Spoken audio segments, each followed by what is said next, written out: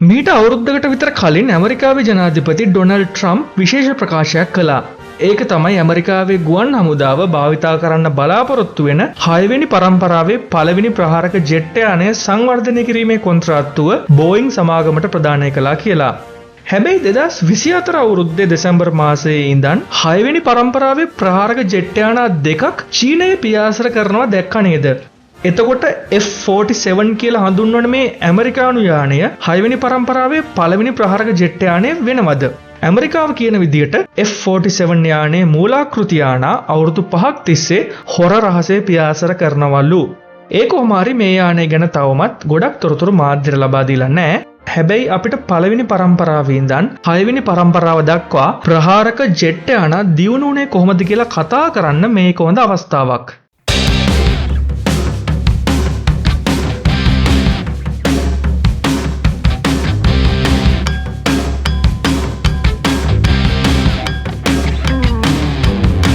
ඔයාලා හැමෝම දන්නවනේ මුල් කාලේ ගුවන් යානාවල භාවිතා කළේ ගොඩබිම දුවන වාහනවල භාවිතා කරන එන්ජින් වගේම පිස්ටන් එන්ජින් කියලා. ඉතින් පළවෙනි ලෝක යුද්ධයේ ඉඳන්ම ප්‍රහාරක ගුවන් යානාවල භාවිතා කළෙත් පිස්ටන් එන්ජින්ම තමයි. නමුත් දෙවන ලෝක යුද්ධයේ අවසානයේ වෙද්දී ඇමරිකාව, බ්‍රිතාන්‍ය සහ සෝවියට් දේශය ජෙට් එන්ජින් සංවර්ධනය කරමින් හිටියේ. නමුත් හැමෝටම කලින් ප්‍රහාරක ගුවන් යානයක ජෙට් එන්ජින් සවි කළේ ජර්මනිය.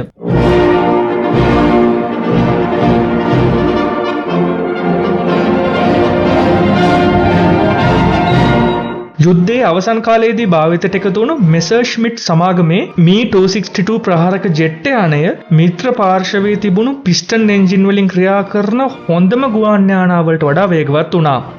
P-51 මස්ටෑන්ග් වගේ ඒ කාලේ තිබුණු හොඳම පිස්ටන් එන්ජින් ප්‍රහාරක ගුවන් යානාවල උපරිම වේගයට වඩා පැය කිලෝමීටර් 200ක් පමණ වැඩි වේගයකින් පියාසර කරන්න Me-262 ප්‍රහාරක ජෙට් යානයට හැකි වුණා. කොහොම නමුත් මේ යානය භාවිතයට එකතු වුණේ දෙවන ලෝක යුද්ධයේ අවසාන කාලයේදී. ඒ නිසා යුද්ධයේ ඉරණම වෙනස් කරන්න අවස්ථාවක් ලැබුණේ නැහැ. කොහොම නමුත් යුද්ධය අවසන් වෙන්න කලින් බ්‍රිතාන්‍යත් ඔවුන්ගේ ප්‍රහාරක ජෙට් යානයක් හඳුන්වා දෙනවා. ග්ලොස්ටර් සමාගම විසින් සංවර්ධනය කරපු මීටියෝ නමින් හඳුන්වන මේ යානය මිත්‍ර පාර්ශවයෙන් දෙවන ලෝක යුද්ධයට භාවිතා කරපු එකම ප්‍රහාරක ජෙට් යානය. ඇමරිකාවේ පළවෙනි ප්‍රහාරක ජෙට් යානය වුණු බෙල් සමාගමේ P-59 ඒරා කොමට් යානය ඒ තරම් සාර්ථක නොවුණු නිසා යුද්ධයට භාවිතා කළේ නැහැ. ඒ වෙනුවට හදපු ලොක්හීඩ් සමාගමේ P-80 ෂූටින් ස්ටාර් යානයේ භාවිතයට එකතු වෙද්දී දෙවන ලෝක යුද්ධය අවසන් වුණා. මීටියෝ සහ ෂූටින් ස්ටාර් යානා ගත්තොත් මේ වගේ තිබුණේ ස්ට්‍රේට් විංස්. ඒ කියන්නේ පියාපත් පිටුපසට ආනත නැහැ. Me-262 යානයේ පියාපත් අංශක 18.5ක් පිටුපසට ආනත කරලා තිබුණේ. ඒ කියන්නේ Me-262 කියන්නේ ස්වෙප්ට් විංස් තිබුණු යානයක්. මේ යානාවල උපරිම වේගය පැය කිලෝමීටර් 900ක් 1000ත් අතර තිබුණේ. ඒ කියන්නේ ශබ්දයේ වේගය ඉක්මවා පියාසර කරන්න හැකියාවක් මේවට තිබුණේ නැහැ. ඔය කාලේදී බ්‍රිතාන්‍යයේ රෝල්ස් රොයිස් සමාගම නීන් නමින් හඳුන්වන ටර්බෝ ජෙට් එන්ජිමක් සංවර්ධනය කරනවා. ඒක ලෝකයේ ඒ වෙනකල් තිබුණු හැම ජෙට් එන්ජිමටම වඩා බලවත්. සෝවියට් දේශයේ බ්‍රිතාන්‍ය එක්ක සාකච්ඡා කරලා මේ එන්ජිම ඔවුන්ගේ රටේ නිෂ්පාදනය කරන්න අවසර ගන්නවා. මිකොයන් ගුරෙවිච් ආයතනයේ MiG-15 ප්‍රහාරක ජෙට් යානයේ භාවිතා කරන්නේ මෙන්න මේ එන්ජිම. MiG-15 යානයෙන් ආරම්භ වුණු MiG ප්‍රහාරක ජෙට් යානා පෙළපත ගැන මම වීඩියෝ දෙකක් මීට කලින් දාලා තියෙනවා. ඉතින් මේ වීඩියෝ දෙකෙන් ඔයාලට MiG යානා ගැන විස්තර දැනගන්න පුළුවන්.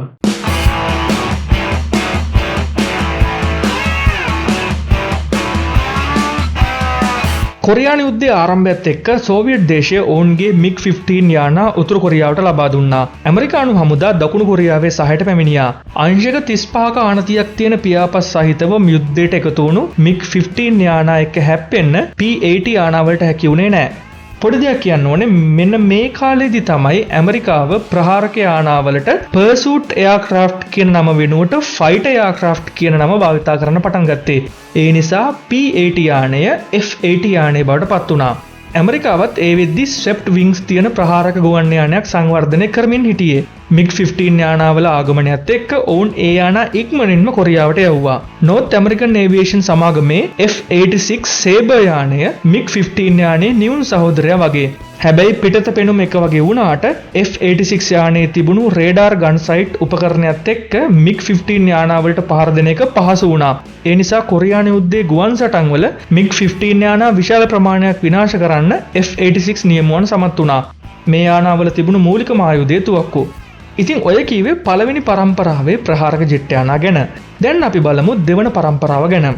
කොරියානු යුද්ධයේ ඉගෙනගත්ත පාඩම් එක්ක සහ සීතල යුද්ධයේ උණුසුම් වීමත් එක්ක දෙවන පරම්පරාවේ ප්‍රහාරක ජෙට් යානා කරලියට එන්නේ ප්‍රධාන වර්ග දෙකකින්. එකක් තමයි ඉන්ටර්සෙප්ටර් යානා. මේ යානා මූලික වශයෙන්ම සංවර්ධනය කළේ ඉහළ වේගකින් ගමන් කරලා තමන් ආරක්ෂා කරන ප්‍රදේශයට බෝම්බ දාන්න එන බෝම්බ යානා වලට පහර දීලා බිම දාන්න. ශබ්දයේ වේගය වගේ දෙගුණයක්. ඒ කියන්නේ මාක් 2ක වේගයකට ළඟා වෙන්න පුළුවන් මේ යානාවල ආෆ්ටර් බර්නර්ස් සහිත ටර්බෝ ජෙට් එන්ජින් භාවිතා කළා. සෝවියට් දේශයේ MiG-21 සහ ඇමරිකාවේ ලොක්හීඩ් සමාගමේ F-104 ස්ටාර්ෆයිටර් යානා දෙවන පරම්පරාවේ ප්‍රහාරක ජෙට් යානා අතරින් ඉන්ටර්සෙප්ටර්ස් විදියට භාවිතා කරපු යානා. අනිත් වර්ගයේ උනේ ගුවන් සටන් වලට වගේම බෝම්බ දාන්නත් එක්ක හදපු ෆයිටර් බෝම්බ යානා. ඇමරිකාවේ රිපබ්ලික් සමාගමේ F-105 තණ්ඩ චීෆ් සහ සෝවියට් දේශයේ සුකෝයි ආයතනයේ සූ-7 යානා මේවට උදාහරණ. 50 දශකයේ අවසානයේ භාවිතයට එකතු වුණ මේ යානා වියට්නාම් යුද්ධයට භාවිතා කරනවා. පළවෙනි පරම්පරාවේ යානා වලට සාපේක්ෂව මේ යානාවල ස්වෙප්ට් වින්ග්ස් භාවිතය වැඩි. ඒ වගේම තුවක්කු වලට අමතරව මිසයිලත් භාවිතා කරන්න ගත්තා. හැබැයි මේ මිසයිලවල ගොඩක් ප්‍රාථමික මට්ටමේ තාක්ෂණයක් තිබුණේ. කොහොම හරි තුන්වෙනි පරම්පරාවේ ප්‍රහාරක ජෙට් යානා හඳුන්වා දීමත් එක්ක දෙවන පරම්පරාවේ යානා ඉක්මනින්ම භාවිතයෙන් ඉවත් වුණා.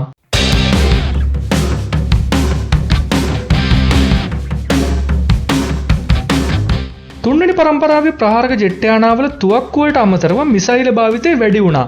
රේඩාර් මගින් ඉලක්කය හොයාගන්න මිසයිල සහ අදෝරක්ත කිරණ මගින් ඉලක්කය සොයාගන්න මිසයිල ප්‍රහාරක ගුවන් යානාවල අනිවාර්ය අංගයක් විදිහට එකතු වුණේ මේ යානා එක්ක. දෙවන පරම්පරාවේ යානා එක්ක සංසන්දනය කරද්දී ලොකුම වෙනසක් උනේ තුන්වෙනි පරම්පරාවේ ප්‍රහාරක ජෙට් යානාවල ඉදිරිපස ලොකු රේඩාර් ඇන්ටනාවක් තිබුණා. මේ මගින් අහසේ තියෙන අනිත් ගුවන් යානා සොයාගන්න පුළුවන් වගේම රේඩාර් මගින් ඉලක්කය සොයා යන මිසයිල ඉලක්කයට යොමු කරන්නත් පුළුවන්. ඇමරිකාවේ මැක්ඩොනල්ඩ් ඩග්ලස් සමාගමේ F-4 ෆැන්ටම් 2 යානය තුන්වන පරම්පරාවේ ප්‍රහාරක ජෙට් යානා අතර කැපී පෙනෙනවා. මොකද ඉන්ටර්සෙප්ට් එකක් විදියට වගේම ෆයිටර් බෝම්බ් එකක් විදියටත් භාවිතා කරන්න පුළුවන් වුණු මේ යානය ගුවන් සටන් වලදීත් සාමාන්‍ය වශයෙන් සාර්ථකයි. මේ නිසා ඇමරිකාවේ ගුවන් හමුදාව, නාවික හමුදාව සහ මැරීන් කෝප්ස් කියන අංශ තුනම වියට්නාම් යුද්ධයේදී F-4 ෆැන්ටම් 2 යානා භාවිතා කළා. ඒ නිසාම මම මේ යානය ගැන වෙනම වීඩියෝ එකක් මීට කලින් දාලා තියෙනවා. ඒකත් බලන්න අමතක කරන්න එපා. F-4 යානයට අමතරව සෝවියට් දේශයේ MiG-23 සහ MiG-27 යානා දෙකත් තුන්වෙනි පරම්පරාවේ ප්‍රහාරක ජෙට් යානා විදියට හඳුන්වන්න පුළුවන්. ඒ යානා දෙක ගැන මම MiG යානා පෙළපත ගැන කතා කරපු වීඩියෝ වල සඳහන් කළා. තුන්වෙනි පරම්පරාවේ ප්‍රහාරක ජෙට් යානාවලදී තමයි ටර්බෝ ජෙට් එන්ජින් වෙනුවට ඉන්ධන පිරිමැස්ම වැඩි ටර්බෝ ෆෑන් එන්ජින් භාවිතා කරන්න පටන් ගත්තේ. ඒ වගේම ජෙට් එන්ජින් තාක්ෂණයේ දියුණුවත් එක්ක දුම් පිට වෙන්නේ නැති ජෙට් එන්ජින් භාවිතයට එකතු වුණා. දෙවන සහ තුන්වන පරම්පරාවේ ප්‍රහාරක ජෙට් යානාවල වේගය සහ තාක්ෂණය එන්න වැඩි වුණත් අහසේදී එකිනෙකට සමීපයේ සතුරු ගුවන් යානා එක්ක සටන් කරන්න තියෙන හැකියාව අඩු වුණා. ඒ කියන්නේ ගුවන් සටනකදී යානය ඊටාම පහසුවෙන් හරවන්න තියෙන හැකියාව. එහෙම නැත්නම් මැනුවරබිලිටි එක අඩු වුණා. ඒ නිසාම වියට්නාම් යුද්ධයේ අවසානයත් එක්ක හතරවෙනි පරම්පරාවේ ප්‍රහාරක ජෙට් යානා වලට ලෝකයේ අවධානය යොමු කරද්දී වේගය සහ තාක්ෂණයට අමතරව පරණ ගුවන් යානාවල වගේ මැනුවරබිලිටි එකටත් ලොකු අවධානයක් ලබා දුන්නා. ඉතින් අපි ඒ ගැන ඊළඟ වීඩියෝ එකකින් කතා කරන්න තියාගෙන ගිහින් එන්න ඊළඟ වීඩියෝ එකෙන් හමු වෙමු.